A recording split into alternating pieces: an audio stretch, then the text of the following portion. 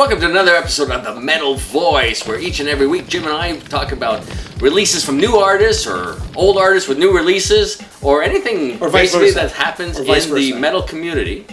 And Jim's wearing his one and only The Metal Voice. It's priceless because there's only one. That's it. So today's episode, Jim, is the new album. New wave of British heavy. New wave of British heavy metal. Yes. Of course, coming out of the late 70s and the punk movement, and a lot of heavy bands were actually imploding. UFO, Thin Lizzy weren't not at their heyday. Led Zeppelin just losing their drummer, John Bonham. AC/DC losing Bon Scott.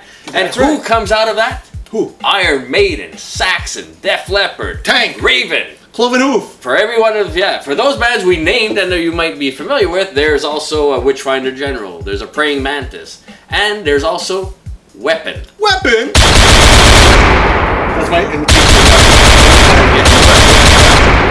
So who's Weapon, you ask? Who's Weapon, Jim? A lot back, if you go back in time, Alan, if you go back in time, there was this band called Weapon, and they were the precursor to Metallica. Hit the lights. Hit the lights. So the song called Hit the Lights was, you can say Lars Ulrich and Metallica were actually inspired by Weapon and of course other bands of that time. But what song? What was their song, Jim, now that the paper's on the floor? It was Set the Stage Alight. Set the Stage Alight, that's correct. And it begins with sort of the same way Metallica's Hit the Lights like how most songs end, they decided to put that at the beginning.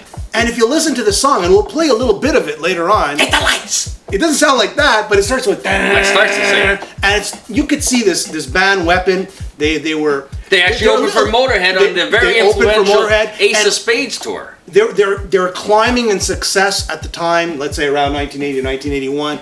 And I guess, just like all bands, there's contract problems, there's management problems, labels, the changes at the labels. So it's sort of, I guess, imploded in a way, right? Personnel issues, maybe some that didn't get along anymore. However, today they are back, and you know what? They deserve a second chance. Because you know what, Alan? You deserve a second chance too. We all deserve a second chance. So today we're going to talk about just a little bit. We're going to say Weapon. You know what? Go to their website. Go to their website, and I'll put it up later on at the end of the show. Check out their new single. Ready for You. Ready for You. Very, I would describe it as great song. Melodic hard rock. Yep. And even go back to the music that they created back in the 79, 80. About 23 years in between their releases of singles. You can hear where Metallica kind of like was influenced, not completely, but where it all comes from. They were actually on a compilation that Lars Ulrich put together. Right. Talking about the new wave of New Album 79. Alan, I'm going to play you now Weapons, 1980-81 song called Set the Stage Alight.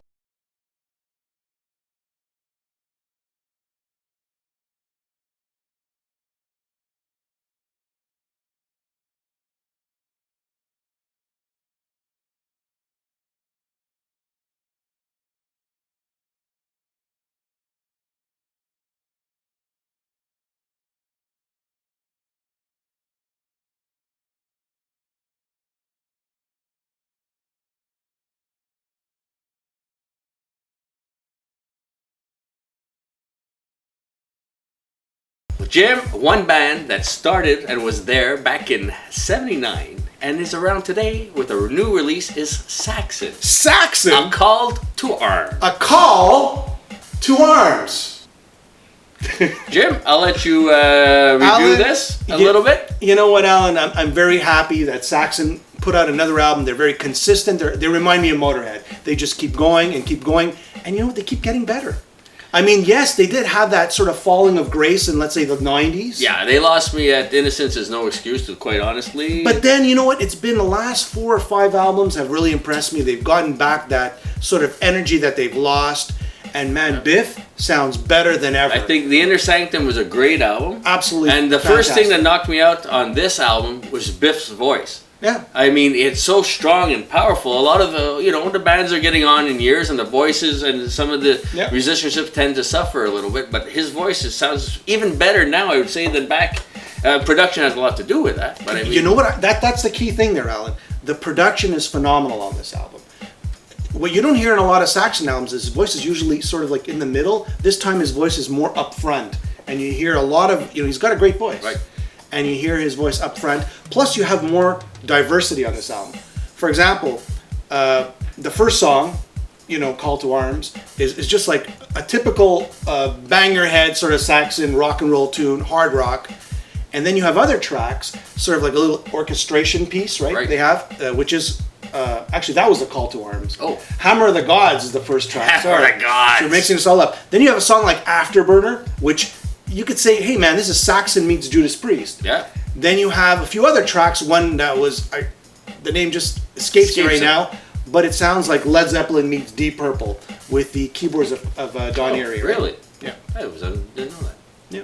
So anyways, I highly recommend this album. It's a 9.2, 9.3 out of 10. If you love Saxon, you will definitely love this album. And if you don't like Saxon, you'll still really enjoy this album. One of the reasons for that, Jim, is they did, their early... When Doomsday Comes, that's the song. There we go. He just remembered it.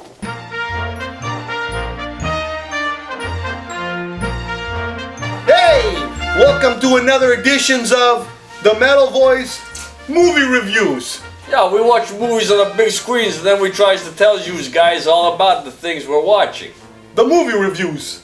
Yeah, it's like you said. Let's see what's in the big nuts today. Yeah, we're nuts about movies, so Jimmy's going to show you his nuts here. Let's take a look at what it's in the big nuts. What's in your nuts, Jim? What you got going on? Avantasia, The Flying Opera. The Flying Opera. Tobias Sammet of Edguy, the lead singer. And obviously, the brains behind Avantasia. That's right.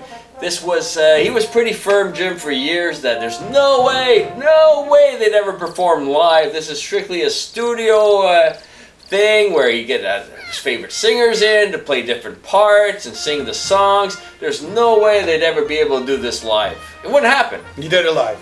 And next thing you know, 20 days, 8 concerts. I got to Jorn Landy, Andrew Matos of Angra, Bob Catley from Magnum, Kai Hansen, all these guys, they were able to coordinate, from Scarface, to come out and perform. He didn't realize how big it was, and when they gave up their slot in one of these European festivals, who took over?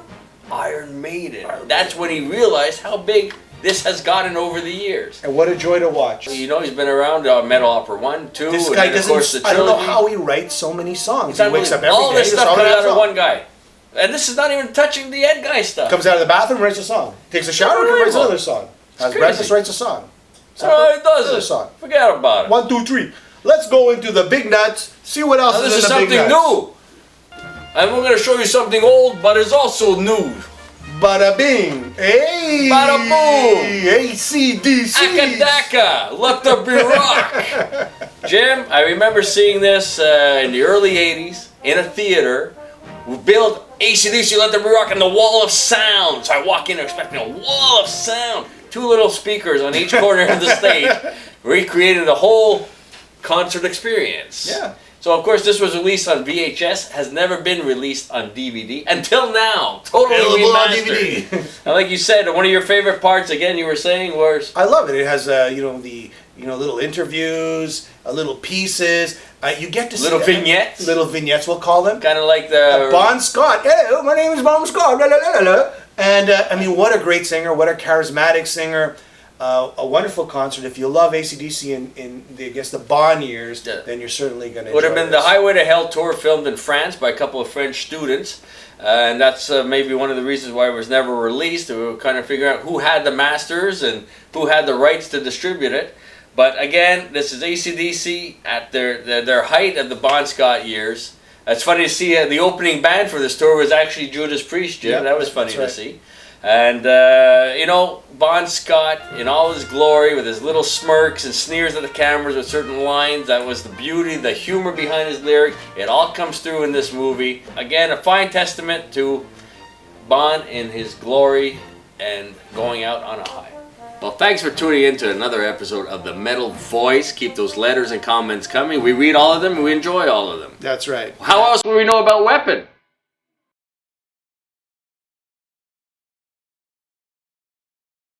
You can reach us at www.themetalvoice.com. Or you can email us at themetalvoice@gmail.com. Thanks for tuning in. We'll see you next time. Have a great week.